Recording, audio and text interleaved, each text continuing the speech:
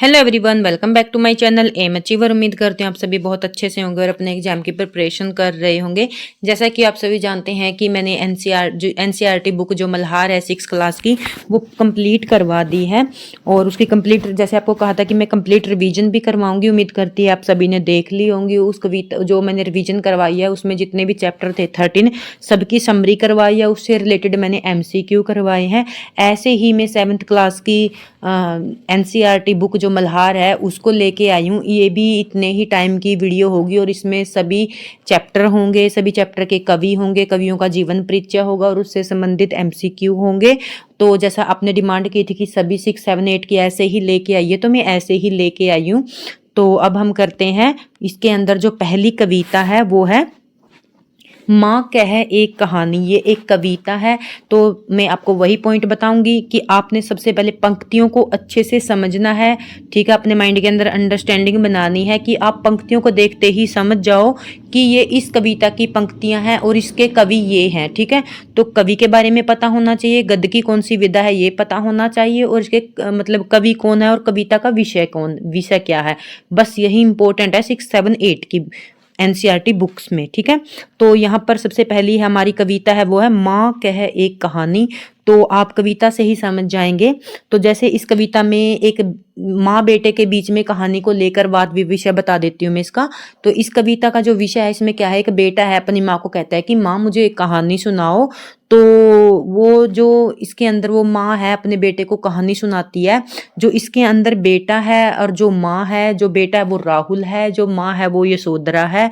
और वो अपने उसको जब कहानी की वो जिद नहीं छोड़ता तो उसको अपने उसके पिता की कहानी सुनाती है। और उसके पिता कौन है, सिद्धार्थ, और जो आगे चल के गौतम बुद्ध बने थे। तो आप यहाँ से समझ में आ गया होगा जो भी ये कविता है इसमें यशोधरा राहुल के बीच में मतलब कन्वर्सेशन होगी। ठीक है, तो ये मैंने आपको इसलिए बताया ताकि आप कविता को अच्छे से समझ सको।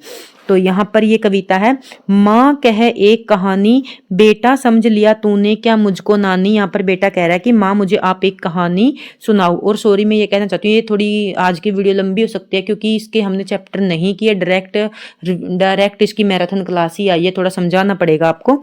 तो समझ गए। यहाँ पर माँ कह एक कहानी, बेटा समझ लिया तूने क्या मुझको नानी, कहती थी मुझसे ये चेटी चेटी होता है दासी, तू मेरी नानी की बेटी। यहाँ पर बेटा कहता है कि वो अपनी माँ से कहता है कि माँ मुझे कहानी सुना। तो उसकी माँ कहती है बेटा समझ लिया तूने क्या मुझको नानी, क्या तुमने मुझे अपनी नानी समझ लिया है। माँ कहती मुझसे चेटी चेटी मतलब दासी। यहाँ पर बेटा कह रहा है कि ये दासी मुझसे कहती है तू मेरी नानी की बेटी भी, जब मेरी नानी कहानी सुना सकती है तू भी तो मेरी नानी की बेटी ही है। माँ कह लेटी ही लेटी राजा था या रानी। वो कहता है अपनी माँ से माँ तुम लेटी लेटी ही कह दो कि राजा था या रानी, क्योंकि पुराने टाइम में हमें यही कहानियां सुनाई जाती थी, एक था राजा और एक थी रानी। माँ कह यह कहानी। तो मैंने आपको इसका भावार्थ अच्छे से समझा दिया। यदि किसी को ना समझ आए तो यहाँ पर आप देख सकते हैं, पूरा पूरा भावार्थ यहाँ पर मैंने करवा दिया है। ठीक है, तो आगे है तू है हटी मांदर मेरे। वो अपने बेटे से कहती है तू तो हटी है मांदर मेरे, तो मेरे बेटे तुम बहुत क्या है, बहुत हटी हो। सुन उपवन में बड़े सवेरे, उपवन होता है बगीचा। ठीक है, जंगल नहीं होता। तो जैसे कानन जंगल को बोलते हैं, उपवन बगीचे को बोलते हैं। तात भ्रमण पर करते थे तेरे। तो वो क्या करते, जब वो बेटा उसका कहानी सुनने से मना कर देता है, नहीं सॉरी, जब उसका बेटा बार बार कहानी सुनाने की जिद करता है तो उसकी माँ उसको उसके पिता की ही कहानी सुनाती है। तो तात होता है पिता। ठीक है, ये आपको अर्थ भी पूछ सकते हैं कि तात का अर्थ क्या होता है। तात होता है पिता। तात भ्रमण करते थे तेरे जहां सुरभि मनमानी, जहां सुरभि मनमानी, हाँ माँ यह कहानी। तो वो कहता है हाँ माँ मुझे यही कहानी सुनाओ। तो वो कहती है माँ राहुल को हटी और सम्मान का धनी बताते हुए कहानी शुरू करती है। वह बताती है कि एक दिन सुबह सुबह तुम्हारे पिता, तात मतलब पिता, बगीचे में घूम रहे थे जहाँ फूलों की सुंदर खुशबू फैली थी। राहुल उत्सुक होकर कहा हाँ माँ मुझे यही कहानी सुनाओ। तो आगे है वर्ण वर्ण के फूल खिले थे झिलमिल कर हम बिंदु झिले थे, हल्के झोंके हिलते मिलते लहराता था पानी, हाँ माँ यही कहानी। तो उपवन के अंदर जो भी फूल खिले थे तो उनका वर्णन करते हुए अपने बेटे से वो कहती है कि जो बगीचा था उसके अंदर रंग बिरंगे फूल खिले हुए थे, उसकी बूंदें चमक रही थी, मंद मंद हवा चल रही थी और जो तालाब है उसका क्या था, पानी लहर रहा था। प्रकृति क्या सुंदर दृश्य राहुल को बहुत पसंद आता है। जब वो अपने शब्दों में अपने बेटे को कहानी सुनाती है और प्रकृति का वर्णन करती है तो राहुल को यह बहुत ज्यादा पसंद आती है। ठीक है। गाते थे खग कल कल स्वर से, सहसा एक हंस ऊपर से। जब क्या कहते हैं कल कल मतलब कल कल के स्वर में जब पक्षी गा रहे थे, सहसा एक हंस ऊपर से, हंस मतलब ऊपर से एकदम से, सहसा मतलब एकदम से ऊपर से एक हंस गिरा बिंद होकर खर, खर होता है तीर, सर खर सर से, तो यहाँ पर गिरा बिंद होकर खर सर से हुई पक्ष की हानि। तो क्या ऊपर से क्या कहती है कि ऊपर से एक हंस गिरता है जिसके सर मतलब तीर, और ना सर देखो जो आपका पर्यायवाची में बार बार क्लास के अंदर बोलती हूँ कि पर्यायवाची याद करो। अब जो एग्जाम हुआ था उसमें पर्यायवाची पूछे हुए थे तीर के, तो देखो तीर का बाण सबको पता है, तो वो नाराज हो गया, सर हो गया। तो ऐसे मैं आपको बार बार वर्ड इसीलिए बता रही हूँ ताकि आपको एग्जाम के अंदर ये याद रहे। और देखो मुझे जब बाण का तीर याद आ गया, नाराज आ गया, तो मैं एक भूल गई थी, तो मुझे सर याद आ गया क्योंकि मैंने एक कविता अपने बेटे को 5th क्लास में पढ़ाई थी और यहाँ पर एनसीईआरटी में 7th क्लास में दी है।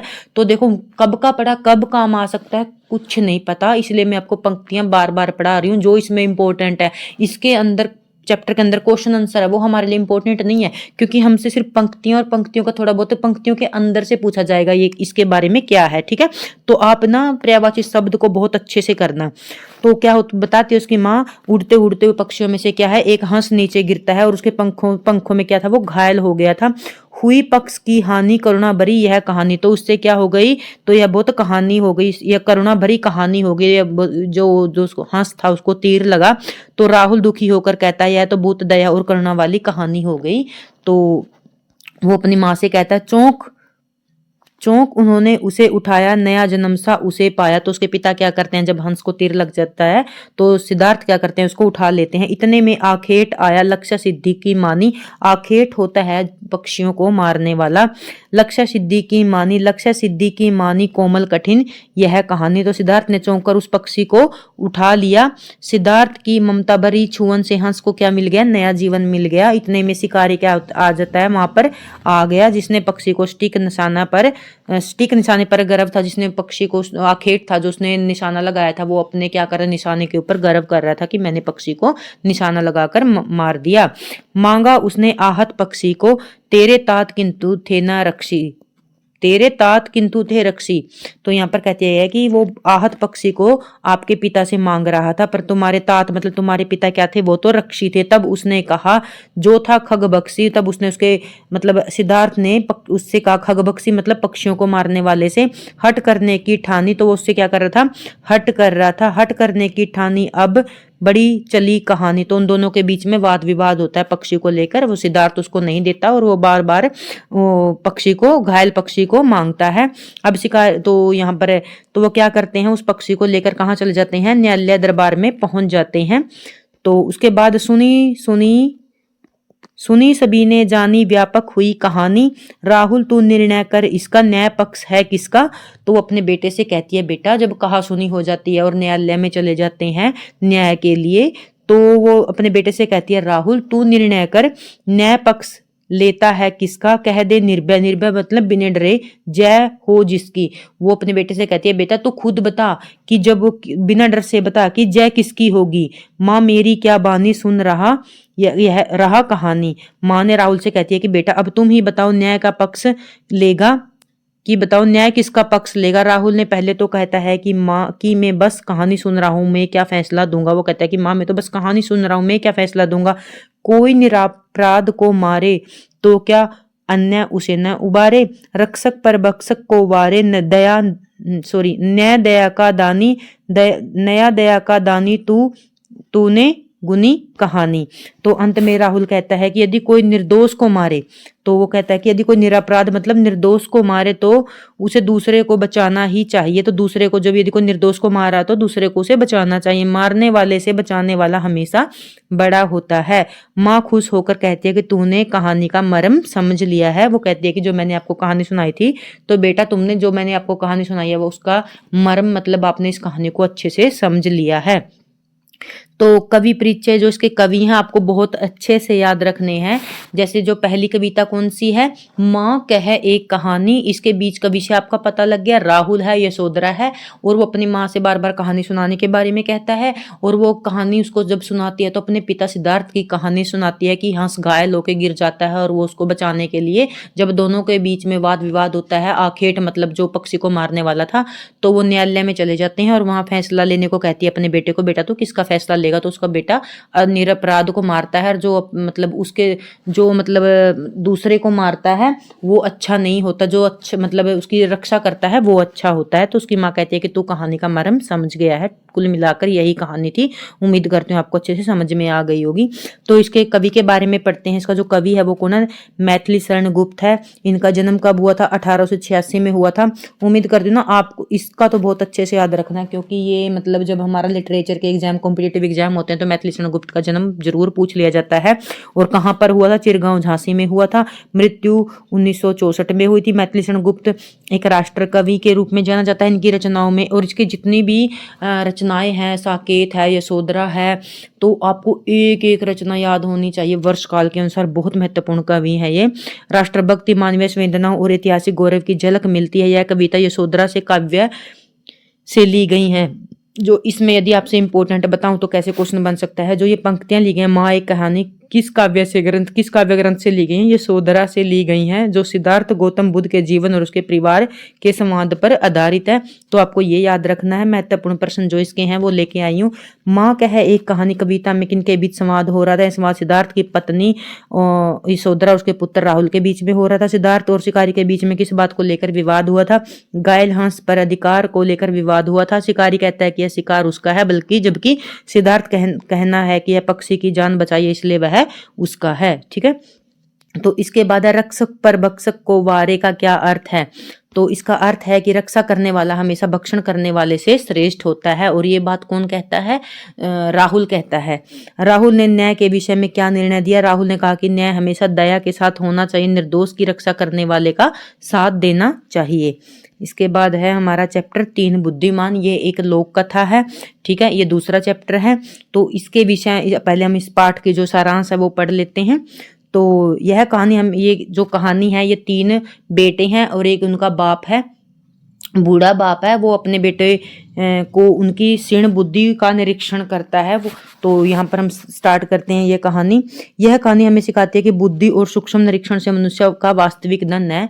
तो वो यहाँ पर वो कहते हैं कि ये इस कहानी में हम सीखते हैं जो बुद्धि होती है और सूक्ष्म निरीक्षण होता है, छोटी छोटी चीजों को देखना समझना, वही व्यक्ति का वास्तविक धन होता है। एक वृद्ध पिता अपने तीनों बेटों को विरासत में धन दौलत देने की बजाय, तो वो एक गरीब पिता होते हैं, वो अपने बेटे को विरासत में धन दौलत सोना चांदी तो दे नहीं पाता, तो उनको क्या कहता है कि अपनी हमेशा पैनी दृष्टि और तीव्र बुद्धि संचित करने की शिक्षा देता है। तो आपको पता लगना चाहिए क्या देता है वो, पैनी दृष्टि और तीव्र बुद्धि संचित करने की शिक्षा देता है। पिता की मृत्यु के बाद तीनों भाइयों ने अपनी इस तर्क क्षमता का उपयोग करके खोए हुए ऊंट के बारे में सटीक जानकारियां दी, और जिन्हें उन्हें अपनी आंखों से देखा भी नहीं था। यह कथा सिद्ध करती है कि अवलोकन और अनुभव से प्राप्त ज्ञान सर्वोप्रिय है। तो इसकी जो कहानी है वो इस तरह है कि जो 3 पुत्र होते हैं वो बहुत बुद्धिमान होते हैं। उनके पिता उनको यही शिक्षा देते हैं कि सोना चांदी धन दौलत से सबसे ज्यादा इंपॉर्टेंट हमारी क्या होती है, पैनी दृष्टि और तीव्र बुद्धि होती है। जब उनके पिता की मृत्यु हो जाती है तो तीनों भाई कहीं पर चले जाते हैं। चले जाने के बाद रास्ते के बीच में उनको एक चलते चलते वो बहुत दूर चले जाते हैं, तो रास्ते में उनको एक मतलब चलते चलते ऊंट के पैरों के निशान दिखाई देते हैं। तो वो अपनी दृष्टि से मतलब तीव्र बुद्धि थी और उनमें तीव्र दृष्टि थी, तो उससे वो क्या कहते हैं, एक भाई कहता है कि जो यहाँ से ना अभी अभी ऊंट गुजरा है और उस ऊंट ने ना उस ऊंट को एक आंख से दिखाई देता है। तो अपने आप आइडिया लगा रहे थे, तो उन्होंने कैसे लगाया, ताकि एक आने का जो एक सड़क के एक साइड से तो घास खाया हुआ था और दूसरी साइड से नहीं खाया था, तो इससे उन्हें आइडिया लगा लिया कि ऊंट को एक आंख से दिखाई देता है। उसके बाद एक भाई कहता है कि ऊंट के ऊपर एक महिला थी और एक बच्चा था। ठीक है, तो वो अपनी दृष्टि से मतलब अपनी तरफ बुद्धि से सिर्फ वो पैरों के निशान से इतना आइडिया लगा लेते हैं, और आगे जाके उनके मतलब बहुत बड़ी कहानी है ये, आगे जाके वाद विवाद हो जाता है। तो आगे चलो इसके बारे में पढ़ते हैं। बस आपको इतना याद रखना है कि 3 बेटे होते हैं और एक वृद्ध होता है और उनकी पैनी दृष्टि और तीव्र बुद्धि के बारे संचित करने की शिक्षा दी जाती है। पिता ने अपने बेटों को किस प्रकार धन संचित करने की सलाह दी थी, ज्ञान और बुद्धि के संचित करने की सलाह दी थी। और उसके बाद है भाइयों ने लगातार कितने दिनों की यात्रा की थी, वो 40 दिन के लिए चले थे। याद रखना, इसके अंदर तो नहीं दिया। मंजले बाई के अनुसार ऊंट की स्थिति क्या थी, एक आंख से नहीं देख पाता था, जैसे मैंने आपको स्टोरी के अंदर बताया कि वो एक साइड का घास खाया हुआ था। इसके आधार पर वो आइडिया लगा लेते हैं कि ऊंट को एक आंख से नहीं दिखाई देता। सबसे छोटे भाई ने ऊंट पर सवार व्यक्तियों से क्या कहा था, उसने कहा था कि इसमें एक महिला थी और एक बच्चा था। 3 बुद्धिमान गध की कौन सी विधा है, यह एक लोक कथा है, ठीक है, ये कहानी है। पैनी दृष्टि का सही अर्थ क्या होता है, बारीक और सूक्ष्म निरीक्षण। बड़े भाई ने जमीन पर क्या देखा था, बड़े भाई ने जमीन पर ऊंट के पैर के निशान देखे थे, ठीक है। पिता के अनुसार बुद्धि को धन होने पर मनुष्य की तुलना में कैसा होना चाहिए, तो कैसा होना चाहिए हमेशा पिता के अनुसार बुद्धि का धन होने पर मनुष्य दूसरों की तुलना में कैसा होगा। यदि बुद्धि धन होगा तो दूसरों से कैसा होगा, हमेशा भूखा रहेगा, हमेशा अमीर बन पाएगा, 19 नहीं रहेगा, मतलब वो यदि उसके पास बुद्धि का धन होगा तो वो किसी से पीछे नहीं रहेगा। यह कहानी किस पर आधारित है, यह कहानी तर्क और निरीक्षण की शक्ति पर आधारित है। इस पाठ का मुख्य उद्देश्य क्या है, विद्यार्थियों की तार्किक और क्षमता विकसित करना, ठीक है।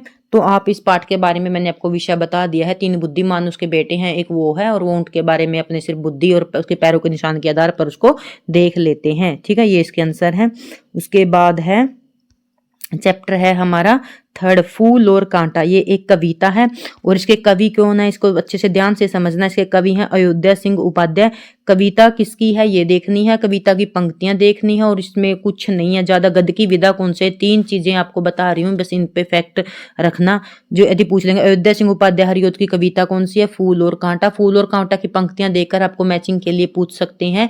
तो मैंने आपको विषय में बता दिया। माँ कहे एक कहानी, वो किसकी है, मैथिली शरण गुप्त की। और फूल और कांटा कविता किसकी है, अयोध्या सिंह उपाध्याय की। आपको ऐसे ऐसे अपने माइंड के अंदर रिकॉल कर लेना है। तो पहले हम इस कविता के विषय के बारे में पढ़ लेते हैं। यह कविता हमें बताती है कि व्यक्ति अपने कुल या जन्म से नहीं, अपने गुणों और व्यवहार से बड़ा होता है। आप अच्छे से समझ गए होंगे कि व्यक्ति है जो अपने बड़े कुल में जन्म लेने से बड़ा नहीं होता, बल्कि अपने गुण और व्यवहार से बड़ा बनता है। फूल और कांटा एक ही पौधे पर पलते हैं, लेकिन जहां कांटा दूसरों को दुख देता है, वहीं फूल सुगंध और कोमलता से सबका मन मोह लेता है। उम्मीद करती हूँ आप इसके अर्थ को अच्छे से समझ गए होंगे। तो पूरी पंक्ति के अंदर जो अर्थ है ना, बस यही है, फूल और कांटा के बारे में बताया गया है। यहाँ पर पंक्तियां देख लेना, ये यहाँ पर ये नहीं आएगा, ठीक है। तो अब यहाँ पर फूल और कांटे के बीच में, फूल और कांटे की प्रवृत्ति के बारे में बताया जाएगा, कहीं पर कांटे की कहीं पर फूल की। आप कविता के अंदर पंक्तियां देते ही समझ जाओगे कि ये पंक्तियां किसकी हैं। है जन्म लेते एक ही जगह, एक ही पौधा उन्हें पालता, रात पर उन पर चमकता चांद भी एक ही चांदनी है डालता। तो आप इन पंक्तियों को अच्छे से समझ गए होंगे कि एक ही पौधा होता है जहां पर कांटे और फूल जन्म लेते हैं, और एक ही रात उन पर, जो रात होती है, एक ही चांद उन पर, दोनों पर, फूल पर भी और कांटे पर भी एक समान चांदनी डालता है। तो आप इसके समय अच्छे से समझ गए होंगे। उसके बाद मेह उन पर बरसता एक सा, मेह यहाँ पर हो गया बादल, मेघ, एक सी ही उन पर हवाएं बही, पर सदा यही दिखता हमें ढंग उनके एक से ही नहीं। तो क्या कहता है कि यहाँ पर जो बादल होता है वो भी उन पर एक समान बरसता है, दोनों को हवाएं भी एक समान बहती है, लेकिन समान वातावरण और पालन पोषण मिलने के बावजूद भी फूल और कांटे का स्वभाव क्या होता है, पूरी तरह अलग अलग होता है। जैसे एक माँ के 2 बेटे होते हैं, एक का नेचर अलग होता है और दूसरे का अलग होता है। जन्म तो एक ही माँ ने दिया है, तो दूसरे एक के विचार और संस्कार अलग अलग हो सकते हैं। उसी तरह यहाँ पर फूल और कांटे के बारे में बताया कि उनको हवा भी एक मिलती है, बादल भी एक सा ही वर्षा करता है, जो चांद है वो रोशनी एक समान देता है। तो कुल मिलाकर इन पंक्तियों का यही भेद है। आपको इन पंक्तियों को अच्छे से समझना है, देखते ही आप समझ जाओगे। छेद कर कांटा किसी की उंगली फाड़ देता है, किसी के वर वसन मतलब कपड़ा। प्यार में डूबी तितलियों के पर कतर भोरा का है भेद, देता श्याम तन। तो यहाँ पर आप अच्छे से समझ जाओगे कि यहाँ पर जो कांटा है ना, उसके विषय, उसकी प्रवृत्तियां, उसके विषय में बताया गया है कि छेद कर कर क्या करता है, किसी की उंगलियां फाड़ देता है, किसी के वर वस्त्र मतलब कपड़े फाड़ देता है। प्यार में डूबी जो छोटी छोटी तितलियां फूल के पास आती हैं, भोरा का भेद देता श्याम तन। जो भोरे होते हैं, भोरे मतलब श्याम मतलब उनका जो मतलब श्याम बदन मतलब सांवले रंग का जो बदन होता है, तो उसको क्या भेद मतलब उसके अंदर क्या कर देता है, मोरा कर देता है, मतलब होल कर देता है, चुभ जाता है। तो भोरे को वो क्या करता है, तंग करता है कांटा। तो आप यहाँ इसकी व्याख्या पढ़ लेना, तो यहाँ नहीं तो ज्यादा टाइम लग जाएगा। फूल लेकर तितलियों की गोद में, अब यहाँ पर देखो, यहाँ पर क्या है, फूल की विशेषता बताई गई है, जैसे वहां पर कांटे की बताया गया है, तो आप अच्छे से समझ जाओगे। फूल लेकर तितलियों की गोद में भोरों को अपना अनूठा रस पिलाता। जो फूल क्या करता है, जो खिलता है तो उसके बीच में आके तितलियां बैठती है ना, तो भोरा अनूठा, भोरा मतलब जो भवरा होता है, उसको क्या करता है, अपना रस पिलाता है। जिन सुगंधितों के निराले रंग से सदा देता कलीजी खिला। तो क्या करता है, अपनी सुगंधों और निराले रंगों से क्या कहता है, हमेशा कली कली को क्या करता है, खिला देता है, प्रसन्न कर देता है खटकता एक सब, है खटकता एक सबकी आंख में। जो एक होता है वो सबकी आंख में खटकता है। और दूसरा सोता सुर शीस पर, एक यहाँ पर कांटा है जो सबकी आंखों में क्या करता है, चुभता है। और एक क्या है, किसी के शीस पर सजता है, शीस पर चढ़ाया जाता है। किस तरह कुल की बड़ाई काम दे, जो किसी के बड़प्पन की कसर है। तो यहाँ पर कांटे और फूल दोनों को एक साथ प्रवृत्ति बताई गई है। यहाँ पर कहा गया कि कांटा अपने बुरे व्यवहार के कारण किसी की आंख में खटकता है, और फूल अपने गुणों के कारण किसी के चरण और शीस पर चढ़ाया जाता है। कवि यहाँ पर निष्कर्ष निकालते हैं कि यदि मनुष्य के कर्म अच्छे न हों तो उच्च कुल में जन्म लेने का भी कोई लाभ नहीं है। किस तरह कुल की बड़ाई काम दे, जो किसी के बड़प्पन की कसर। बड़प्पन गुणों से आता है, कुल से नहीं। ठीक है, तो यहाँ पर हम कवि के बारे में पढ़ लेते हैं। पंक्तियों को आप उम्मीद करती हूँ अच्छे से समझ गए होंगे, इनके विषय को समझ गए होंगे। बस इतना ही काफी है। जो इसके कवि हैं वो कौन है, अयोध्या सिंह उपाध्याय हरिओद। इसके बारे में आपको अच्छे से पता होना चाहिए। तो जो इसकी रचना, इसका जन्म कब हुआ था, 1865 में हुआ था। इनका जन्म उत्तर प्रदेश के आजमगढ़ जिले में हुआ था। वे हिंदी साहित्य के एक महान कवि और लेखक हैं। उनकी प्रसिद्ध कृति प्रिय प्रवास है, खड़ी बोली का पहला महाकाव्य मानी जाती है। इन्होंने बच्चों के लिए अत्यंत सरल और प्रेरणादायक कविताएं लिखी, जिसमें फूल और कांटा इनकी प्रमुख रचना है। उम्मीद करती हूँ तीनों आपको अच्छे से याद हो गए होंगे। सबसे पहला क्या था, हमारा मैथिली शरण द्वारा लिखी हुई माँ कहे एक कहानी, और किस काव्य संकलन से ली गई थी, उम्मीद करती हूँ आपको याद होगा, यशोधरा से पंक्तियां ली गई थी, अंश है वो। और उसके बाद था हमारा तीन बुद्धिमान, वो एक लोक कथा, एक कहानी थी। उसके बाद हमारी आई है फूल और कांटा, और इसके रचयिता कौन है, अयोध्या सिंह उपाध्याय।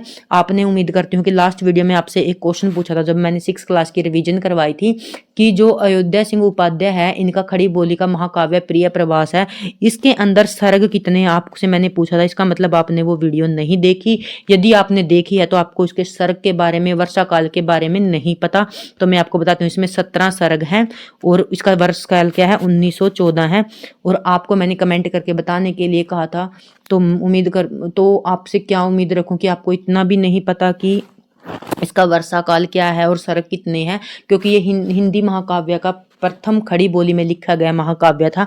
और आप हिंदी साहित्य लिटरेचर के स्टूडेंट है, तो देखो इतना तो आपको पता होना चाहिए, तो बहुत ईजी है। तो अब याद कर लेना, जो प्रिय प्रवास है उसमें 17 सर्ग है, और इसमें 1914 में ये क्या हुआ था, प्रकाशित हुआ था। उसके बाद है फूल और कांटा से संबंधित हमारे कुछ क्वेश्चन है, उनको कर लेते हैं। तो फूल और कांटा कविता के रचयिता कौन है, याद हो ही गया, अयोध्या सिंह उपाध्याय। फूल और कांटा कहाँ जन्म लेते हैं, एक ही पौधे पर लेते हैं। रात खून पर कौन एक जैसे चांदनी बिखेरता है, चांद चंद्रमा। कांटा किसकी उंगलियों में छेद कर देता है, किसी की भी। फूल तितलियों के साथ कैसा व्यवहार करते हैं, उन्हें गोद में लेता है। कांटे के व्यवहार से लोग उन्हें कैसे देखते हैं, वह सबकी आंख में खटकता है। फूल कहाँ शोभा पाते हैं, देवताओं के शीश पर। इस कविता में वर वसन क्या है, सुंदर वस्त्र। कविता के अनुसार बड़प्पन किससे आता है, अच्छे कर्मों और अच्छे गुणों से आता है। भोरे का अपना अनूठा रस कौन पिलाता है, फूल पिलाते हैं भोरे को अपना अनूठा रस। तो इसके बाद आ गए हम 4th चैप्टर, पानी रे पानी। सबसे पहले तो ये गद्य की विधा क्या है, इसके बारे में जानेंगे। ये गद्य की विधा निबंध है। तो सबसे पहले आप सभी चैप्टर के गद्य की विधा के बारे में जानोगे, जो मैंने 6th क्लास के एनसीईआरटी मल्हार करवाई है। तो उसके भी आपको हर एक गद्य की विधा का पता होना चाहिए, कविताओं की थोड़ी थोड़ी पहचान होनी चाहिए, ताकि आप अच्छे से मैचिंग कर सको, और कविता के रचनाकार के बारे में पता होना चाहिए। अब ये सबसे पहले मैंने हर एक चैप्टर के अंदर गद्य की विधा भी लेके आई हूँ। यह पाठ गद्य की लेख विधा में, कौन सी विधा में आता है? लेख मतलब निबंध। निबंध भी आगे चल के कई प्रकार के होते हैं, जैसे विचारात्मक निबंध, भावात्मक निबंध, विवरणात्मक निबंध। ठीक है, तो एक होते हैं, बहुत ही फेवरेट है वो, अभी मुझे याद नहीं आ रहा। तो सभी निबंध होते हैं, तो आगे भी निबंध के प्रकार होते हैं, इनको भी हमें अच्छे से पढ़ना है। ललित निबंध, और ललित निबंधकार कौन है? हमारे हजारी प्रसाद द्विवेदी हैं। तो ये निबंध विधा के अंदर आता है।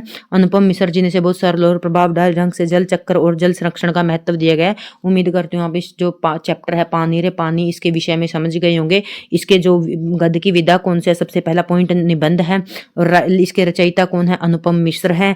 और ये कविता का विषय क्या है? जल का चक्कर, जल के संरक्षण। जल का, पानी से ही हमें समझ में आ जाएगा कि जल का संरक्षण करना है, जल के संबंधित समस्याएं क्या हैं, और जल का चक्कर कैसे बनता है चैप्टर के अंदर। बस यही दिया गया है। जो पाठ का सारांश है, इसके मुख्य बिंदु हैं वो पढ़ लेते हैं, जो हम, क्योंकि हमें पाठ के बारे में पता होना बहुत ज्यादा जरूरी है। जो जल चक्र है, समुद्र से बांप बनकर बादल बनता है और फिर वर्षा के रूप में नदियों में और मैदानों तक पहुंचता है। पानी की समस्या, आज के समय में नलों में पानी न आना या गंदा पानी आना एक बड़ी समस्या बन गई है। लोग पानी के लिए लंबी लंबी लाइनों में झगड़ा में फंसे रहते हैं। धरती की गुल्लक, लेखक ने धरती को एक विशाल गुल्लक कहा है। ये पूछा जा सकता है किसे विशाल गुल्लक कहा है? तो धरती को कहा है। वर्षा का पानी जब जमीन के अंदर जाता है तो हमारे भविष्य के लिए जमा हो जाता है। हमारी गलतियां, हमें लालच में आकर तालाबों और जोड़ों में कूड़े पाट दिया और उनमें पर मकान और बाजार बना ले, जिससे पानी और प्रकृति के क्या हो गए? रास्ते बंद हो गए। और ये बात सच भी है। सीख, हमें सूखा और बाढ़ जैसी आपदाओं से बचना है तो हमें आसपास के जल स्रोतों और तालाबों को ही रक्षा करनी होगी। उम्मीद करती हूँ आप इस चैप्टर के विषय में समझ गए होंगे। जो जल से संबंधित समस्याएं हैं उनके बारे में बताया गया है, जल के चक्कर के बारे में बताया गया है। ठीक है, विषय और पात्र, क्योंकि अब हम चैप्टर को फुल नहीं कर रहे तो इसलिए हमें विषय और पात्र को भी पता होना चाहिए, ताकि आ जाए तो हम समझ जाएं कि ये जो पात्र है उस चैप्टर का है। इस पाठ का मुख्य विषय पर्यावरण संरक्षण और जल प्रबंधन है। और इसके अंदर मतलब पात्र, लेख में कोई काल्पनिक पात्र नहीं है, कोई पात्र नहीं है, सिर्फ समाज को और आम लोग और बच्चों के परिवारों का जिक्र है जो पानी की किल्लत का सामना कर रहे हैं। जब भी पानी की किल्लत से संबंधित कोई क्वेश्चन आएगा तो आप अच्छे से समझ जाओगे कि ये चैप्टर कौन सा है और गद्य की विधा कौन सी है और लेखक कौन से हैं। अनुपम मिश्र इसके लेखक हैं। आप एक विख्यात पर्यावरणविद और लेखक हैं। वो आपने जल संरक्षण के पारंपरिक तरीकों व पुनर्जीवित करने के लिए अद्भुत कार्य किए हैं। क्योंकि पुस्तक आज भी खरे हैं तालाब पर्यावरण की दुनिया में एक मील का पत्थर है। तो उम्मीद करती हूँ आपकी ये रचना आपको याद होनी चाहिए। आज भी खरे हैं तालाब किसकी रचना है? अनुपम मिश्र की रचना है। ठीक है, बहुविकल्पीय प्रश्न उत्तर कर लेते हैं। पानी रे पानी पाठ के लेखक कौन है? अनुपम मिश्र। लेखक ने धरती को गुल्लक किसे कहा है? भूजल को कहा है। तालाबों को पाट कर उन पर क्या बना दिया गया है? स्टेडियम और मकान। पानी की कमी के कारण तालाबों में कैसे आवाज आती है? सू सू की। जल चक्कर की शुरुआत कहाँ से होती है? समुद्र से उठती बांफ से। आज भी खरे हैं तालाब किसकी प्रसिद्ध कृति? अनुपम मिश्र की। अकाल और बाढ़ से बचने के लिए क्या जरूरी है? जल स्रोतों की रखवाली।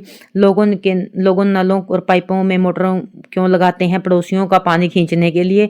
वर्षा के जल को संचित करना क्या कहलाता है? जल संचय। इस पाठ का मुख्य उद्देश्य क्या है? जल ही जीवन है और उसका संरक्षण जरूरी है।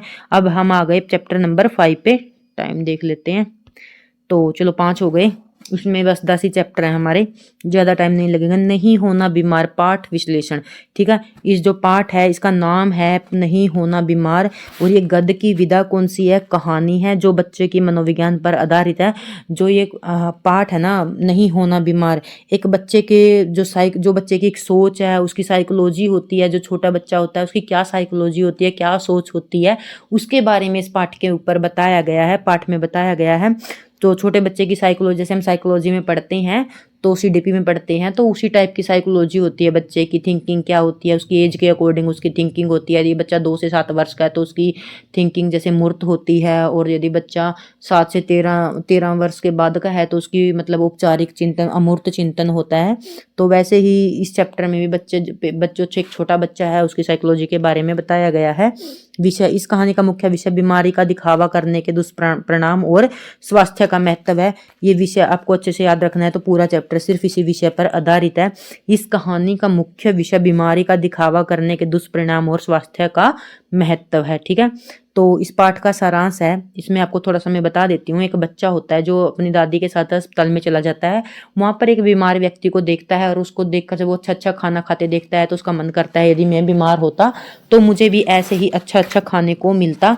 तो वो अगले दिन वो क्या करता है, स्कूल में जाने की वजह से, 1 मिनट,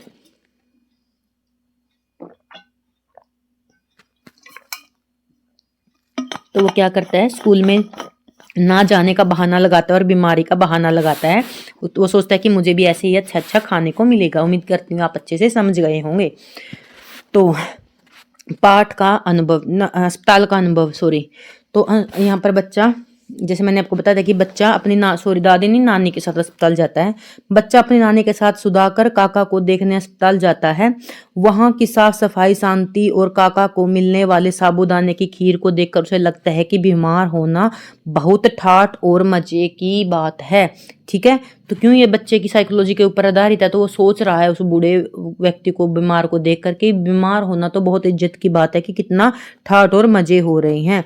तो वो क्या करता है, जैसे मैंने आपको बताया था, बीमारी का नाटक, खीर खाने और स्कूल से बचने के लिए बच्चा बीमारी का बहाना बनाता है।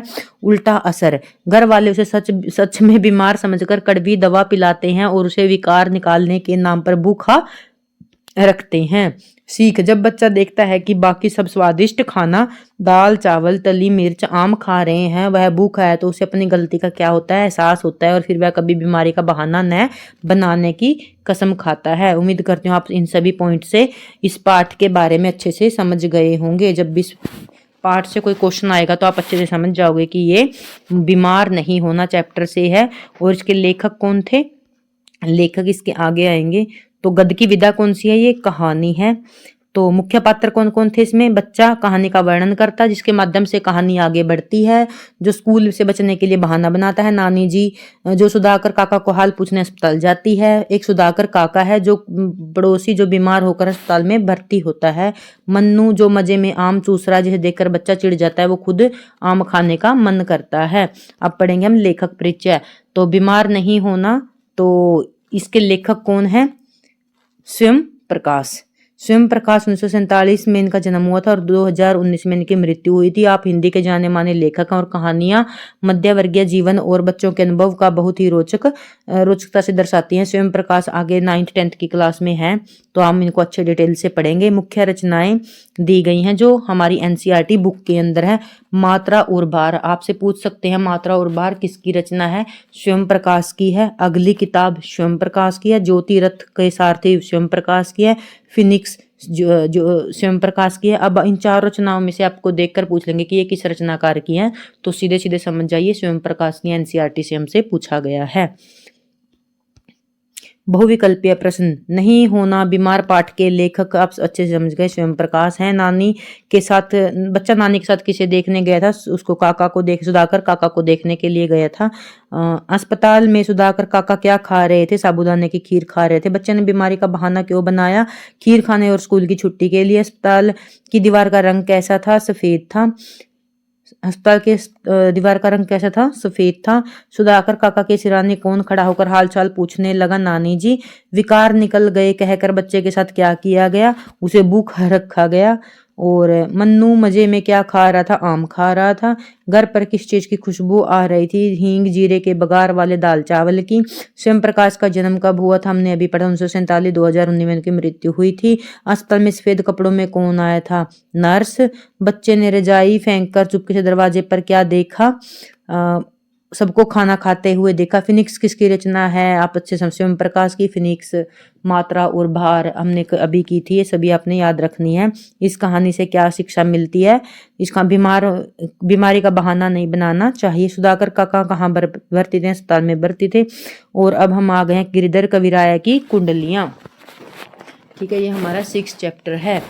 अब हम पढ़ेंगे कवि परिचय के बारे में। गिरिधर कविराय 18वीं शताब्दी के अत्यंत लोकप्रिय हिंदी कवि हैं। उन्होंने अपनी रचनाओं में कुंडलियां छंद को चुना। ठीक है, कुंडलियां क्या है,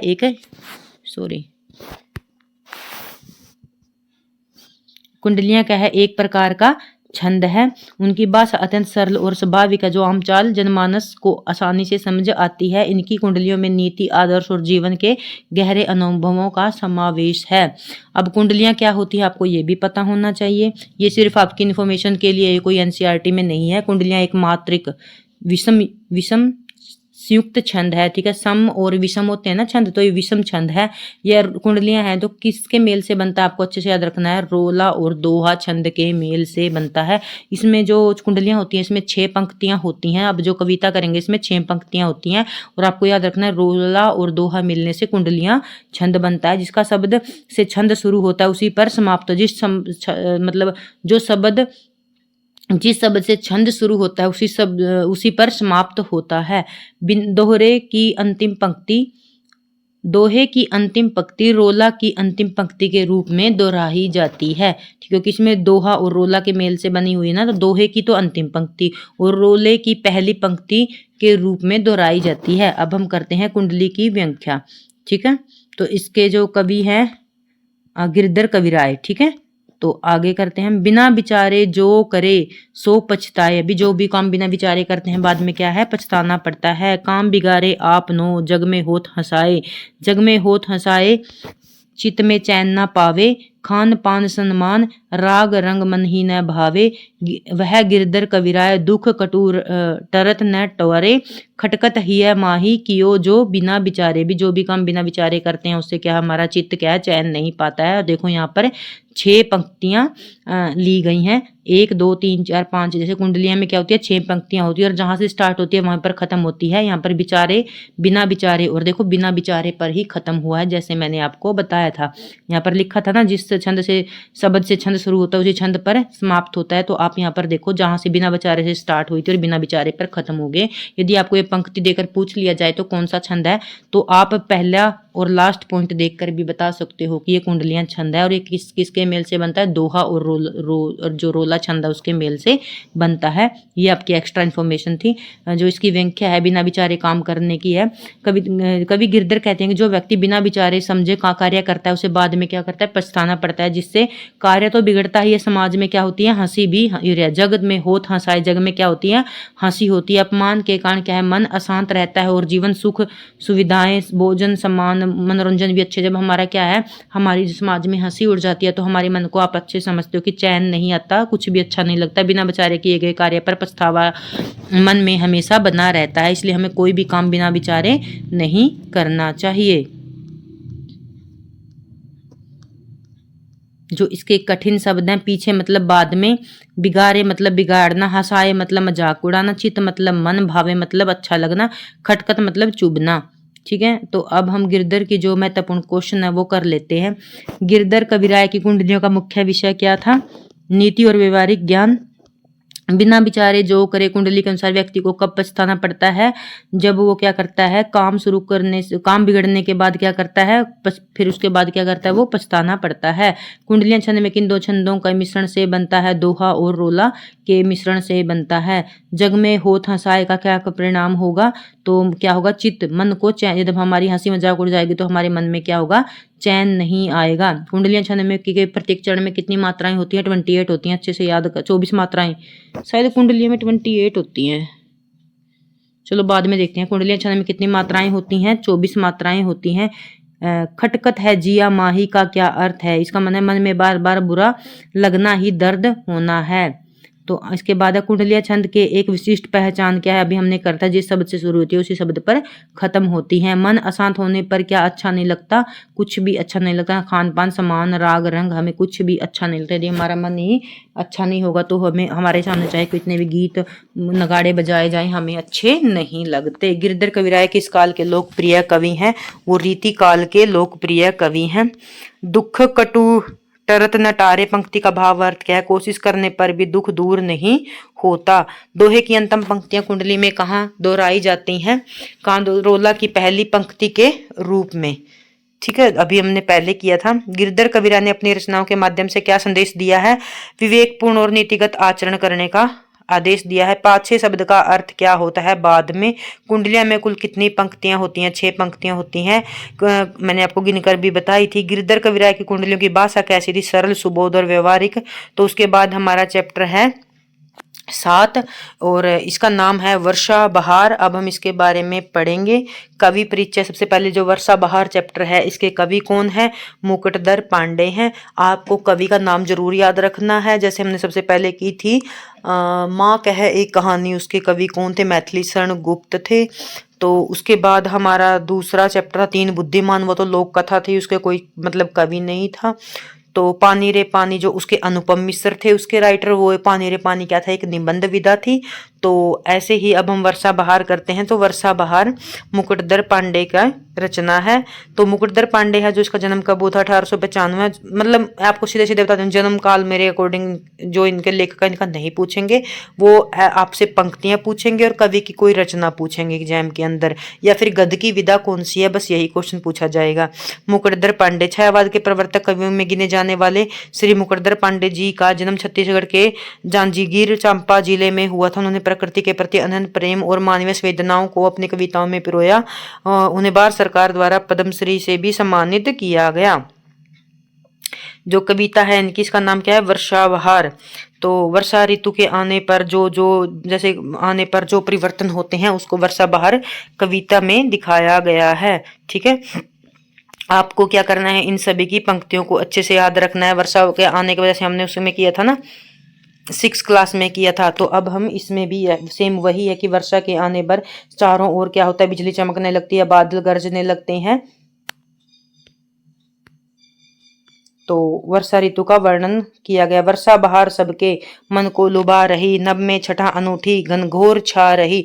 जब भी आपको ये पंक्तियां दिखेंगी आप अच्छे से समझ जाना कि ये वर्षा बहार कविता की पंक्तियां हैं और इसके राइटर कौन है? मुकुटधर पांडे हैं। बिजली चमक रही, बादल गरजले। जब मतलब वर्षा ऋतु आती है तो आसमान में क्या होता है? बिजलियां चमकने लगती है, बादल गरजने लगती हैं, पानी बरस रहा झरने से बह रहे। जब क्या होता है? जब बारिश आती है तो पानी ऐसे बरसने लगता है जैसे झरने बह रहे हों। चलती हवा ठंडी, हिलती डालियां, मानो बागों में गीत सुंदर गाती मालिनी। अब जब वर्षा ऋतु आने के बाद मौसम ऐसा हो जाता है, ऐसा लगता है जैसे ठंडी हवा चल रही है और सब डालियां क्या है? पेड़ पौधों की डालियां क्या हो रही हैं? गीत गा रही हैं, हिल डुल रही हैं। बागों में गीत सुंदर गाती मालिनी। जो मालिनी होती हैं वो बागों में क्या करती हैं? सुंदर सुंदर गीत गाती हैं। तालाबों में जीव जलचर अति है प्रसन्न, फिरते लाखों पपीहे हैं ग्रीष्म ताप में खोते। तो क्या कहते हैं? तालाबों के अंदर जो जलचर हैं, जलचर मतलब जीवन जल में रहने वाले जीव जंतु अति मतलब बहुत ज्यादा प्रसन्न है। फिरते लाखों पपीहे हैं ग्रीष्म ताप खोते। तो क्या होते हैं? जो ग्रीष्म मतलब गर्मी ऋतु के बाद जो बहुत ज्यादा पपीहे होते हैं उनको बहुत गर्मी के कारण क्या होता है? वो ताप खो देते हैं, तापमान मतलब खो देते हैं, अब गर्मी को मतलब कम हो जाती है। करते हैं नृत्य वन में देखो ये मोर सारे। वर्षा ऋतु आने पर जैसे हमने पहले भी पढ़ा था कि मोर क्या करते हैं? नृत्य करने लग जाते हैं। मेंढक लुबारे गाकर सुगीत प्यारे। वर्षा ऋतु में जब भी हम बाहर निकलते हैं, आसपास बारिश होती है तो क्या होता है? मेंढक टर टर की आवाज करते हैं। मेंढक लुबारे गाकर गीत सुगीत प्यारे। क्या करें? बारिश आने पर मेंढक क्या है? जोर जोर से गीत गा रहे हैं और मोर हैं वो क्या कर रहे हैं? नाच रहे हैं। खिलता गुलाब कैसा सौरभ उड़ा रहा। बारिश के मौसम में क्या है? गुलाब खिलता है, सौरभ वो मतलब अपनी खुशबू को इधर उधर उड़ा रहा है। बागों में खूब सुख से आमोद छा रहा है। तो मतलब वर्षा ऋतु की वजह से बागों में सुख हंसी खुशी छा गई है। चलते हैं हंस कहीं पर बांधे कतार सुंदर, गाते हैं गीत कैसे लेते किसान मनहर। जब बारिश आती है तो हंस होते हैं वो उड़कर क्या करते हैं? कतार में इधर उधर सुन जाते हुए बहुत सुंदर लगते हैं। गाते हैं गीत कैसे लेते किसान मनहर। तो क्या करते हैं? बारिश ऋतु आने पर किसान भी क्या करते हैं? गीत गाने लग जाते हैं। उनके मन क्या है? वर्षा ऋतु आने पर खुश हो जाते हैं। इस भांति अनोखी वर्षा बहार भू पर, सारे जगत की शोभा निर्झर इसके ऊपर। जो जब क्या है? इस संसार के अंदर अनोखी मतलब निराली वर्षा होती है तो भू मतलब धरती के ऊपर सारे जगत की शोभा मतलब सबसे ऊपर हो जाती है। इसके ऊपर निर्भर है, वर्षा ऋतु के ऊपर निर्भर है। जो इस कविता है इसका भावार्थ क्या है? प्रस्तुत पंक्तियों में कवि मुकुटधर पांडे ने रचित वर्षा बहार से ली गई है। इन पंक्तियों में वर्षा ऋतु के आगमन से प्रकृति और जीव जंतुओं में होने वाले परिवर्तन जो वर्षा ऋतु के आने, आपको विषय को अच्छे से याद रखना है, पंक्तियों से आप अच्छे से पढ़ते ही समझ जाओगे। इसमें इनमें जो पंक्तियां दी गई हैं वर्षा ऋतु मतलब वर्षा ऋतु नहीं, वर्षा बहार से ली गई हैं। वर्षा ऋतु के आगमन से प्रकृति में जो जीव जंतुओं में परिवर्तन होता है और जो मतलब मौसम में परिवर्तन होता है उसका मनोरम चित्रण किया गया है। व्याख्या कवि कहते हैं कि वर्षा ऋतु की सुंदरता सबके मन को मोह रही है। आकाश में बादलों की अनोखी छटा छाई हुई है, बिजलियां चमक रही हैं, बादल गरज रहे हैं, शीतल हवा जल बरस रहा है, जिससे सूखे झरने फिर से जीवित होकर बहने लगे हैं। ठंडी हवा के झोंकों से पेड़ों की डालियां क्या है झूम रही हैं। बागों में मालिनी खुशी से वर्षा ऋतु की वजह से बाग में मालिनी क्या है खुशी से गीत गा रही हैं। वर्षा ऋतु के कारण तालाबों के जीव जो जलचर थे मतलब जल में रहने वाले अत्यंत प्रसन्न है। पपीहा पक्षी अपनी प्यास बुझाकर ग्रीष्म ऋतु से तपन को क्या है वो भूल गया। जो ग्रीष्म ऋतु की जो तपन थी उसको क्या है अपनी बारिश की वजह से पानी पीकर अपनी तपन को भूल गया है। वन में मोर नाच रहे हैं, मेंढक टटर की आवाज में मधुर गीत गा रहे हैं। तो ये तो हमने पढ़ी लिया, आप अच्छे से समझ गए होंगे, पंक्तियों को पढ़कर अच्छे से समझ जाओगे कि ये पंक्तियां वर्षा बहार से ली गई हैं और उसके रचनाकार कौन है मुकुटधर पांडे हैं। आपको पंक्तियां याद रखनी है। महत्वपूर्ण बहुविकल्पीय प्रश्न कौन है? वर्षा बहार कविता मुकुटधर पांडे की है। आकाश में किस प्रकार की छटा छाई हुई है अनूठी। वर्षा ऋतु पर कौन प्रसन्न होकर नाच रहा है मोर। जलचर शब्द का क्या अर्थ है जल में रहने वाले जीव। पपीहा क्या खो रहा है ग्रीष्म ऋतु का ताप। बागों में सुंदर गीत कौन गा रहे हैं मालिनी। तालाबों में जीव कैसे हैं प्रसन्न। कौन सा फूल खिलकर खुशबू फैला रहा है गुलाब। नभ शब्द का अर्थ क्या होता है आकाश। शून्य भी आकाश, गगन, आसमान, आकाश सब इसी के पर्यायवाची हैं। पर्यायवाची शब्द मैं आपको बार बार बोल रही हूँ, सभी को आने चाहिए। आमोद शब्द का अर्थ क्या होता है आनंद प्रसन्नता। वर्षा ऋतु में हवा कैसे चल रही है ठंडी शीतल। हंस किस प्रकार चल रहे हैं कतार बांधकर उड़ रहे थे। सारे जगत की शोभा किस पर निर्भर है वर्षा ऋतु पर निर्भर है। मेंढक क्या कर रहे थे सुगीत गा रहे थे। ग्रीष्म ताप का क्या तात्पर्य है गर्मी की तपन। ठीक है, तो उसके बाद हमारा नेक्स्ट चैप्टर है बिरजू महाराज के साक्षात्कार। यहाँ पर कुछ विद्यार्थी होते हैं जो बिरजू महाराज होते हैं उनका क्या लेते हैं इंटरव्यू लेते हैं और वो उसके बारे में उसके मतलब उसके बचपन से लेके और उसके संगीत में आने तक का जो उनका जीवन काल में जो भी संघर्ष हुआ उसके बारे में बच्चे साक्षात के द्वारा उनसे पूछते हैं। तो यदि विदा पूछी जाए तो ये क्या है एक साक्षात्कार है। तो वहां पर विद्यार्थी उनसे ले रहे हैं। पाठ का परिचय यहाँ पर बिरजू महाराज से साक्षात्कार पाठ। प्रसिद्ध कथक नृत्य पंडित बिरजू महाराज के जीवन। तो किसका जो बिरजू महाराज से वो किससे संबंधित है वो एक अच्छे क्या थे कथक नृत्य भी थे संगीतकार भी थे। कथक मतलब बिरजू महाराज का नाम लेते ही कथक नृत्य तो हमें मतलब ध्यान में आ ही जाता है। तो ये हमारा जीके का क्वेश्चन भी है। नर्तक पंडित बिरजू महाराज के जीवन और उसके संघर्षों पर आधारित है। यह पाठ एक साक्षात्कार विधा में है। तो कौन सी विधा है साक्षात्कार विधा है इसकी। इसमें बिरजू महाराज अपने बचपन और तालीम शिक्षा अपने परिवार के बारे में विस्तार से बताते हैं। इसमें कथक कला के प्रति उनके समर्पण और उसके परिवार की विरासत का सुंदर चित्रण किया गया है। उम्मीद करती हूँ इस बस पाठ के परिचय से ही आपको पूरा पाठ समझ में आ गया होगा। इस पाठ में कुछ स्टूडेंट होते हैं कुछ विद्यार्थी होते हैं जो बिरजू महाराज से उसके जीवन के बारे में उसके जीवन के संघर्ष के बारे में और कथक के बारे में उनके संगीत के बारे में उनसे पूछते हैं। तो बस यही इस पाठ के अंदर है। तो आगे कर बिरजू महाराज का जीवन और संघर्ष के बारे में पूछा गया है तो उसके बारे में पढ़ते हैं। बिरजू महाराज का जीवन शास्त्रीय संगीत के रागों के समान उतार चढ़ाव भरा था। उन्होंने अपनी सफलताओं के लिए कठिन साधना की थी। आर्थिक कठिनाइयां क्या क्या आई यहाँ पर जो पाठ में पूछी गई है वहां पर उनका वर्णन किया गया है। बिरजू महाराज के बचपन में आर्थिक स्थिति बहुत कठिन थी। संघर्ष के दिनों में उनकी माताजी ने उनकी सबसे बड़ी सहयोगी थी। निर्धनता का सम्मान परिवार चलाने के लिए उन्हें कभी कर्ज लेना पड़ता था तो कभी पुरानी जरी की साड़ियां जलाकर उनके सोने चांदी की तार बेचकर गुजारा करना पड़ता था। साधना उनकी माँ हमेशा उनसे कहती थी खाने को भले ही चना मिले या कुछ भी ना मिले पर अभ्यास रियाज जरूर किया करो। इसी अनुशासन में उन्हें महान बना दिया। तो मैं उम्मीद करती हूँ यदि ये कोई क्लास अब तक देख रहा होगा तो इस शब्द को अच्छे ध्यान से देखिए। भी खाने को भले ना मिले उसकी माँ कहती थी कि फिर अपना अभ्यास मत छोड़ना। मैं आपको यही कहती हूँ कि सफलता जरूर मिलेगी। आप उन बच्चों से बहुत आगे हो जिसने अभी तक तैयारी भी स्टार्ट नहीं की। आप मल्हार की पूरी बुक कर चुके हो, आपने CDP कर ली होगी, ठीक है। तो इन 2 सब्जेक्ट को आप बेस्ट कर सकते हो इन मई के मंथ के अंदर, तो आप उन बहुत हज़ारों बच्चों से आगे हो जाओगे और एक दिन सफलता आपको ज़रूर मिलेगी। सम्मान उन्हें भारत सरकार द्वारा पद्म विभूषण से सम्मानित किया गया था। अब हम पढ़ते हैं पात्र। इसके अंदर पात्र कौन है? मैं पात्र इसलिए लेके आई हूँ क्योंकि हमने यहाँ पर पूरे पार्ट को नहीं पढ़ा, सिर्फ उसकी समरी को पढ़ा है।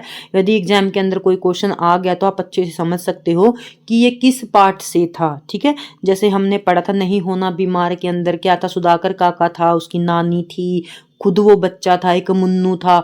ये जब ये आएंगे तो आप अच्छे से समझ जाओगे कि ये चैप्टर नहीं होना बीमार के पात्र हैं। ठीक है, तो इसलिए पात्रों को मैं स्पेशल यहाँ पर उनका परिचय लेके आई हूँ। पंडित बिरजू महाराज महान कथक नृतक और सातकार के मुख्य पात्र हैं। अच्छन महाराज बिरजू महाराज के पिता और प्रथम गुरु हैं। यदि आपसे पूछ लिया तो हमने चैप्टर तो पढ़ा नहीं क्योंकि आपकी इसी क्लास की डिमांड थी। तो इसके प्रथम गुरु कौन थे? अच्छन महाराज थे। तो उसके बाद हैं शंभू महाराज बिरजू के चाचा और कथक गुरु थे। ये यहाँ पर कथक गुरु थे और वो क्या थे? वहां पर प्रथम गुरु थे। ठीक है, ये तो सॉरी बार बार बंद हो जाती है मुझसे हाथ लग के। तो अम्मा जो उनकी माता, उनके संघर्ष का क्या थी? जीवन साथी थी, मार्गदर्शक थी। तनुश्री इसके अंदर कौन थी? आपको अच्छे से ध्यान रखना है। जो इसका इंटरव्यू हुआ था, जो महाराज उससे प्रश्न पूछ रही थी, जो महाराज का साक्षात्कार है उसके प्रश्न किसने पूछे थे? तनुश्री ने पूछे थे। इसलिए मैं यहाँ पर पात्रों को लेके आई हूँ। अब इस चैप्टर के महत्वपूर्ण पॉइंट पढ़ लेते हैं। बिरजू महाराज को कथक की कला की विरासत में मिली थी। उन्होंने औपचारिक परीक्षण शुरू होने से पहले अपने पिता और चाचा को देखकर कथक सीखना शुरू कर दिया था। कथक की तालीम के दौरान गुरु शिष्य परंपरा में जो ताबीज बांधने की रस्म का विशेष महत्व होता है। उनके पिताजी ने कहा था कि भेंट मिलने पर ही गंडा बांधूंगा। भेंट मतलब मिलने पर ही उनके पिताजी ने कहा था उनको कि भेंट मिलने पर ही गंडा बांधूंगा। इसके लिए बिरजू महाराज ने 2 कार्यक्रमों की कमाई और अपने बाबूजी की कमाई और बाबूजी को भेंट दी थी। जब उसने पिताजी को भेंट दी थी तो उसके पिताजी ने क्या किया था? उसको ताबीज बांधा था। नवाब के दरबार में भी उन्होंने कम ही उम्र में नृत्य करना क्या कर दिया था? शुरू कर दिया था। ठीक है, बहुविकल्पीय प्रश्न। बिरजू महाराज का संबंध किस नृत्य से? कथक से। बिरजू महाराज को कौन सा नागरिक सम्मान प्राप्त हुआ? तो पद्म विभूषण। बिरजू महाराज के प्रथम गुरु कौन थे? अच्छन महाराज। उन संघर्ष के जन्म बिरजू महाराज की सबसे बड़ी सहयोगी कौन थी? उनकी माँ थी। खाने को भले ही चना मिले पर अभ्यास जरूर करो। ठीक है, तो ये किसने कहा था? उसकी माँ ने कहा था। बिरजू महाराज ने गंडा बांधने के लिए क्या शर्त रखी थी? उसके पिता ने गंडा बांधने की क्या शर्त रखी थी? भेंट, जब तक क्या है दक्षिणा या भेंट नहीं दोगे।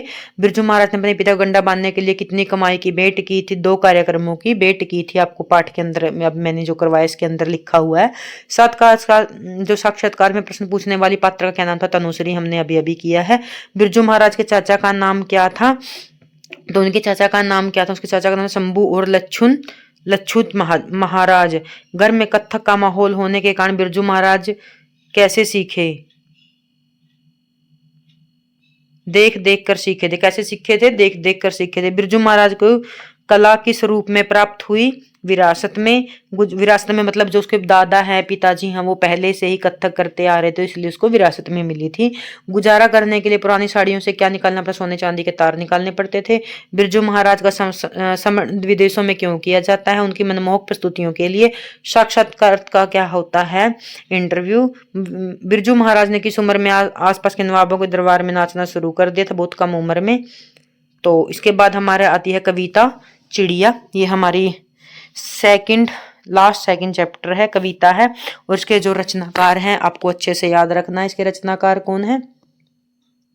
और हाँ, यदि आपको मेरी मतलब तैयारी करवाई हुई अच्छी लगे तो प्लीज़ कमेंट करके बता दिया करो, क्योंकि हम ऑनलाइन और लाइव होते तो फिर भी हमें रिव्यू का पता चल जाता है। अब ऐसे मुझे सिर्फ कमेंट से ही पता चलता है कि आपको कैसी लगी, क्योंकि पीडीएफ बनाने में, क्लास बनाने में बहुत टाइम लगता है। बहुत घर के काम छोड़ के मुझे ये बनानी पड़ती है। तो मैंने आपको प्रॉमिस किया है सिलेबस करवाने का, तो मैं आपको 100% करवाने की पूरी कोशिश करूँगी, क्योंकि जून में फिर हमारे लिए थोड़ा थोड़ा आप सबके और मेरे लिए थोड़ा डिफिकल्ट हो जाएगा। तो कवि परिचय आरसी प्रसाद। जो चिड़िया है वो किसकी रचना है? कवि आरसी प्रसाद सिंह की है। आरसी प्रसाद सिंह का जन्म 1911-1996 में हुआ था। हिंदी साहित्य के सुप्रसिद्ध कवि, कथाकार व एकांकीकार थे। वे छायाउत्तर काल के कवियों में महत्वपूर्ण स्थान रखते हैं। उनकी रचनाओं में प्रकृति प्रेम, मानवीय भावनाएं और जीवन के सरल नृत्य का बहुत सुंदर चित्रण किया गया। आरसी की जो रचनाएं हैं वो कौन सी हैं? आरती, कैनिनी, पंचंजय उनकी मुख्य कृतियां। उनकी भाषा सरल और सुबोध थी। तो अब हम कविता के बारे में पढ़ लेते हैं।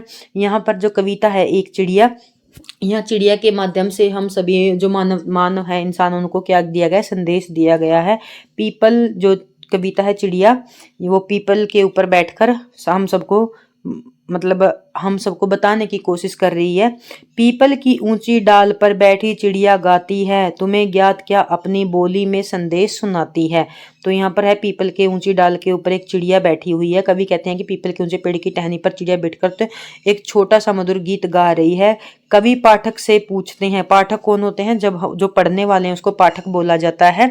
जैसे हम इसको पढ़ रहे हैं, हम पाठक हैं, हमसे पूछती है, क्या आप जानते हैं कि चिड़िया अपनी मधुर आवाज में हमें क्या संदेश दे रही है, चाहती है। वह गा नहीं रही बल्कि मानवता को गहरा जीवन दर्शन सिखा रही है। मैंने आपको जैसे कहा था, चिड़िया के माध्यम से मानवता को यहाँ पर क्या है, संदेश दिया गया है। चिड़िया बैठी प्रेम प्रीति की रीति हमें सिखलाती है। अभी हमें जो चिड़िया बैठकर क्या कहती है, प्रेम प्रीति, हमें प्रेम से रहना चाहिए।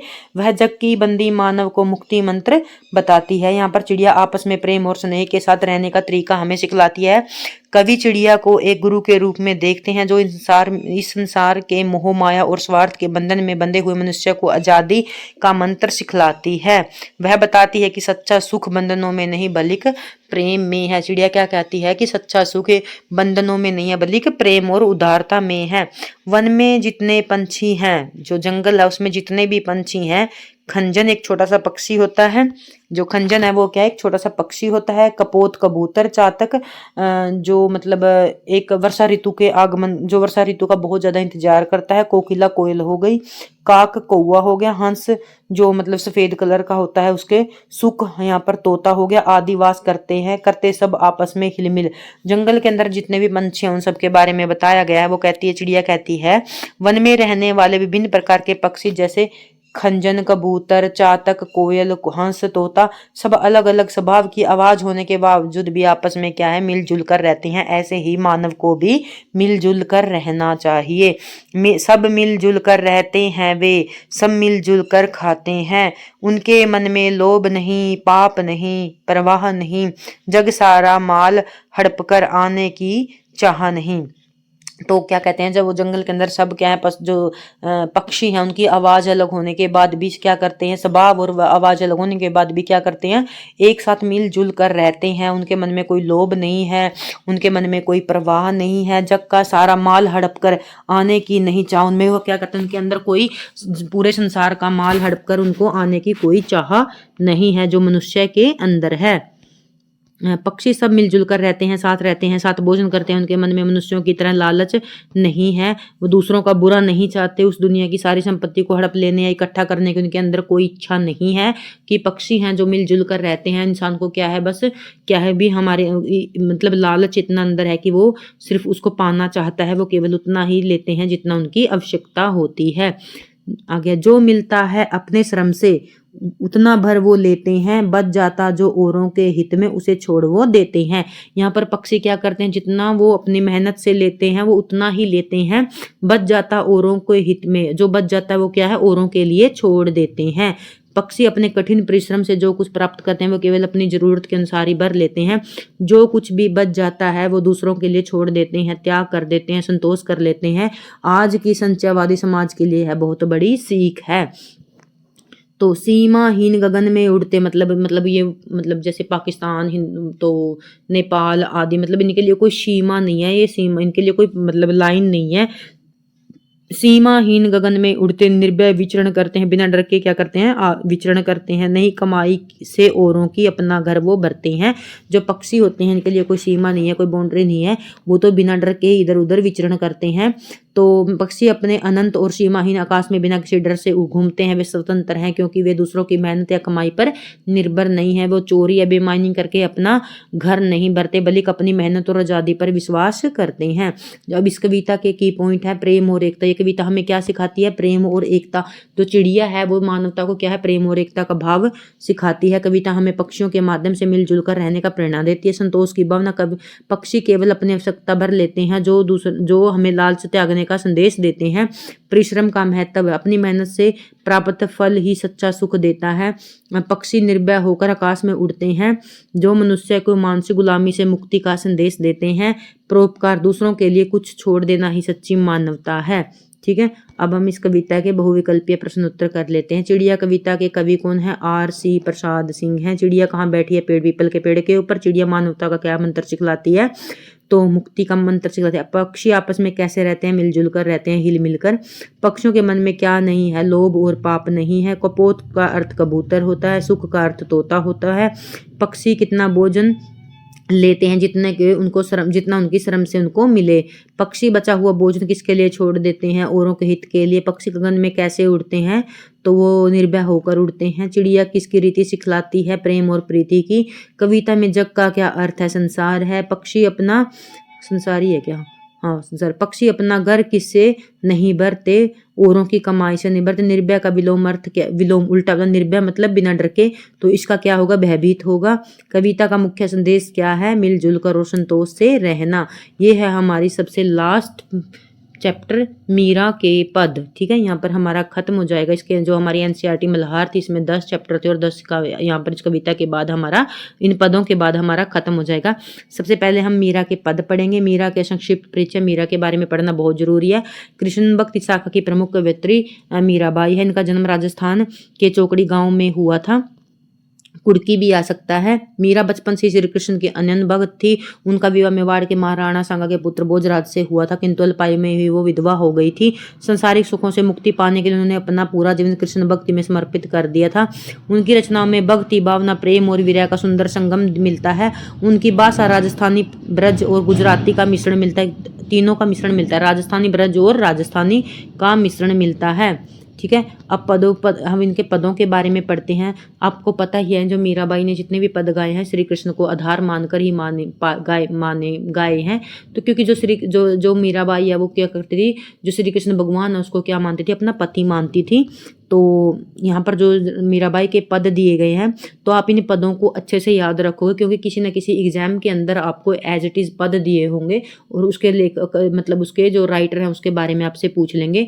मैं लास्ट क्लास में बता चुकी हूँ कि 6 क्लास का भी एक कविता से पंक्तियाँ पूछी गई थी। अभी जो EMRs का एग्जाम हुआ है और इन फ्यूचर 1-2 साल में दोबारा से होगा तो आपसे ऐसे ही पंक्तियाँ वो NCERT की पूछ सकते हैं, क्योंकि आप वहाँ पर TGT टीचर बन रहे हैं। तो यदि आप PGT बन रहे हैं तो 9 to 12 की पंक्तियां आपसे पूछी जा सकती हैं।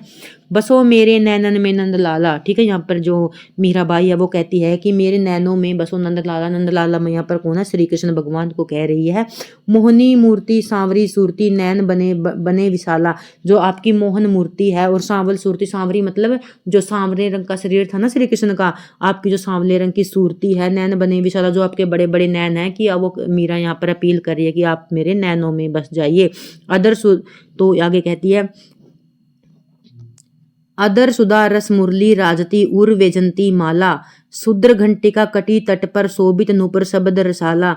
मीरा के प्रभु संतन सुखदाई भगत वछल गोपाला। तो यहाँ पर श्री कृष्ण के बारे में मीरा कहती है कि हे श्री कृष्ण, इन पंक्तियों में मीराबाई श्री कृष्ण के मनमोहक रूप का वर्णन करते हुए कहती है कि आप मेरी आंखों में बस जाओ, यह प्रार्थना मैं आपसे कर रही हूँ। वे कहती हैं कि नंद के लाला हे श्री कृष्ण, आप मेरी आंखों में बस जाइए। आपकी मूर्ति मेरे मन को मोह लेती है। आपका सांवरा रंग है जो मुझे बहुत सुंदर लगता है। तो आपके जो बड़े बड़े नैन हैं वो मुझे बहुत सुंदर लगते हैं और आपके अमृत समान रसीले होठ। यहाँ पर अधर का मतलब होता है, अधर मतलब होठ, सुधा होता है। अमृत के जो समान होठ हैं, होठों के ऊपर जो राजती मतलब जो मुरली है वो रखी हुई है, तो वो मुझे बहुत ज़्यादा सुंदर लग रही है। और आपके हृदय पर विजंती फूलों की माला सुशोभती। जो हृदय, जो उर है, जो हृदय, उसके ऊपर जो माला है वो मुझे बहुत ज़्यादा सुंदर लग रही है। सुंदर घंटिका कटी तट सुशोभित। सुंदर होता है छोटी छोटी, घंटिका मतलब घंटियाँ, कटी तट सुशोभित, नूपुर शब्द रसाल। तो यहाँ पर कहती है कि जो आपके कमर के ऊपर छोटी छोटी घंटियाँ बंधी हुई हैं वो मुझे बहुत सुंदर लग रही हैं। मीरा के प्रभु संतन सुखदाई भगत वचन गोपाल। यहाँ पर वो अपने कहती है कि जो आपकी कमर के ऊपर छोटी छोटी घंटियां बंधी हुई हैं वो मुझे बहुत अच्छी लगती हैं। पैरों के घुंघरू की आवाज मानो कानों को बहुत मधुर लगती है। मीरा कहती है कि मेरे प्रभु संतों के सुख देने वाले, भक्तों से प्रेम करने वाले गोपाल के बारे में वो विनती कर रही है। यहाँ पर जो मीराबाई है यहाँ पर उनका दूसरा पद है। बरसे बंदरिया सावन की मन भावन की। सावन में उमगयो मेरो मनवा, बनक रही हरि आवन की। तो यहाँ पर है जो मीराबाई है वो सावन के महीने की जो उसकी मन की भावना है उसके बारे में यहाँ पर अपनी बता रही है। बरसों बदरिया सावन की मन भावन की। तो मीरा के इस पद में सावन वर्षा ऋतु के माध्यम से श्री कृष्ण के आगमन की खुशी का वर्णन कर रही है। वे कहती है कि सावन में मन भावन बादल बरस रहे हैं। वो कहती है कि सावन में क्या है, मन भावन बादल बरस रहे हैं। सावन के आते ही मन में क्या है, उत्साह भर जाता है, क्योंकि प्रभु श्री कृष्ण के आने की आहट क्या है, मुझे सुनाई देती है। उमड़ रहा चहु दिशा से, चहु दिशा मतलब चारों दिशा से। दामिनी दमके सर लावन की, दामिनी होती है बिजली चमक रही है झर लावन की।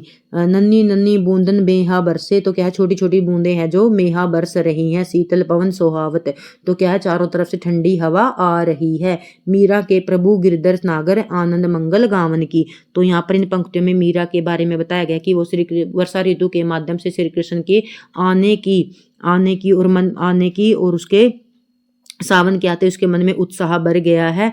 तो उसकी वर्षा ऋतु के माध्यम से श्री कृष्ण के आने की आहट उनको सुनाई दे रही है। आसमान में नन्ही नन्ही बूंदे बरस रही हैं, ठंडी हवा चल रही है। मीरा कहती है कि मेरे प्रभु चतुर गिरधर गोपाल, अब उस समय का स्वागत और मंगल गीत गाने का है। अभी ये जो वर्षा का मौसम है, ये मेरे मतलब श्री कृष्ण भगवान है, उनके आने का मौसम है और उनके मंगल गीत गाने का मौसम है। मीराबाई की आंखों में कैसे बसाना चाहती है, श्री कृष्ण को बचाना, नंद के लल्ला को बचाना चाहती है। श्री कृष्ण के होठों पर क्या सुशोभित है, बांसुरी। कृष्ण के हृदय पर किस प्रकार की माला है, विजंती फूलों की। शुद्र घटिका कहाँ बंधी हुई थी, कमर के ऊपर। अभी हमने पंक्तियों में पढ़ा। मीरा के प्रभु संतों को क्या प्रदान करते हैं, सुख प्रदान करते हैं। सावन शब्द का क्या अर्थ है, तो सावन क्या है, एक वर्ष का महीना होता है। तो मीरा के मन सावन में क्यों उमड़ने लगा। वर्षा देखकर बिजली की चमक से कृष्ण के तो सावन को देखकर उसे क्या लगता है कि कृष्ण के आगमन की आहट सुनकर। दामिनी का अर्थ होता है बिजली। वर्षा की बूंदें कैसी हैं, नन्ही नन्ही। सावन में चलने वाली हवा कैसी है, ठंडी और सुहावनी। गिरधर नागर किसके लिए प्रयोग हुआ है, श्री कृष्ण के लिए प्रयोग हुआ है। नूपुर का अर्थ क्या है, नूपुर का अर्थ होता है नूपुर होती है पायल, जो पैरों में बांधी हुई थी ना, छोटे मतलब छम छम करते हुए घुंघरू। मीरा के अनुसार प्रभु किसका भला करते हैं, तो भक्तों का। अदर सुधा का क्या अर्थ होता है, अमृत। प्रस्तुत पंक्तियों की रचना किसने की थी, तो मीराबाई ने की थी। यहाँ पर ये है हमारी क्लास क्या है, खत्म होती है। तो हमने 6 क्लास की रिवीजन क्लास की थी, यहाँ पर हमने वैसे ही 7 क्लास की जितने भी चैप्टर थे 10 एनसीईआरटी सब की यहाँ पर रिवीजन कर दी है। तो आप इसको अच्छे से देख लेना और इसमें आपने जो भी ध्यान रखना है, मैं बार बार बता रही हूँ, पंक्तियाँ याद रखनी है, गद्य की विधा याद रखनी है, कवि रखनी है और कवि की रचनाएं रखनी है। बस आपसे इतना ही पूछा जाएगा। उम्मीद करती हूँ आपको मेरी क्लास अच्छी लगी होगी। यदि अच्छी लगी हो तो प्लीज़ लाइक करें। तो आप लास्ट क्लास में भी देखा होगा कि आपके कितने लाइक आए हुए हैं और देखा कितनों ने है, ये भी आपको पता है। यदि आपको अच्छी लगे मेरी मेहनत तभी लाइक करो। तो thank you watching my video. और अब अगली क्लास हम 8th क्लास की करेंगे, ऐसे ही करेंगे। उसके बाद 9 की जो क्लास होगी उसको हम ऐसे नहीं कर सकते, क्योंकि 9 क्लास के चैप्टर में से अच्छे से पूछते हैं और कवियों का बारे में भी वहाँ अच्छी से जानकारी दी गई है, उनकी रचनाओं के बारे में, विषय के बारे में। तो thank you watching my video.